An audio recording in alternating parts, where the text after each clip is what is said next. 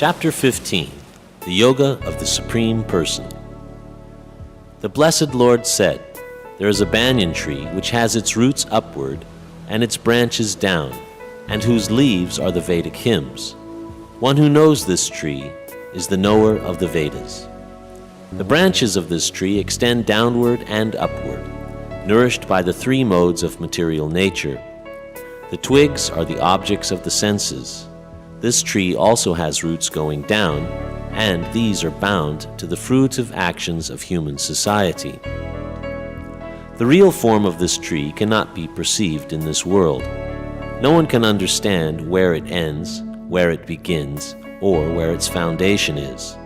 But with determination one must cut down this tree with the weapon of detachment. So doing, one must seek that place from which, having once gone, one never returns, and there surrender to that Supreme Personality of Godhead, from whom everything has begun and in whom everything is abiding since time immemorial. One who is free from illusion, false prestige, and false association, who understands the eternal, who is done with material lust, and is freed from the duality of happiness and distress, and who knows how to surrender unto the Supreme Person, attains to that eternal kingdom. That abode of mine is not illumined by the sun or moon, nor by electricity. One who reaches it never returns to this material world. The living entities in this conditioned world are my eternal fragmental parts. Due to conditioned life, they are struggling very hard with the six senses, which include the mind. The living entity in the material world carries his different conceptions of life from one body to another, as the air carries aromas. The living entity, thus taking another gross body, obtains a certain type of ear, tongue, and nose, and sense of touch, which are grouped about the mind. He thus enjoys a particular set of sense objects.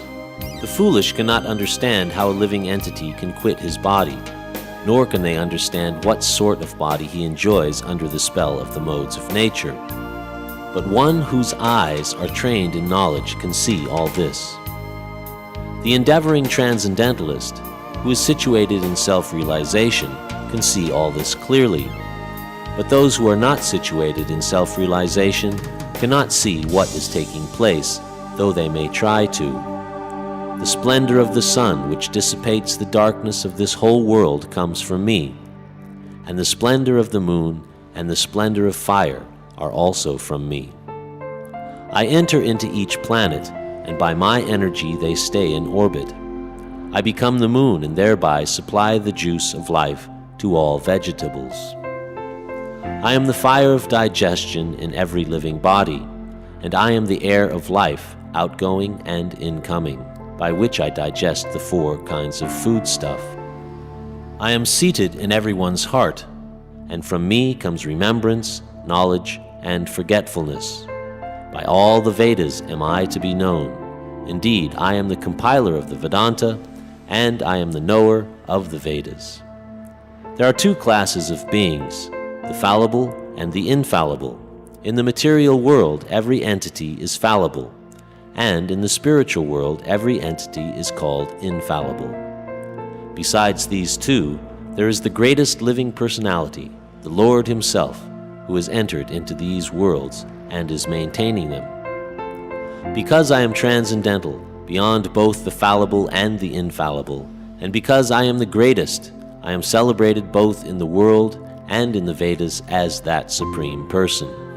Whoever knows me as the Supreme Personality of Godhead, without doubting, is to be understood as the knower of everything, and he therefore engages himself in full devotional service, O son of Bharata. This is the most confidential part of the Vedic scriptures, O sinless one, and it is disclosed now by me.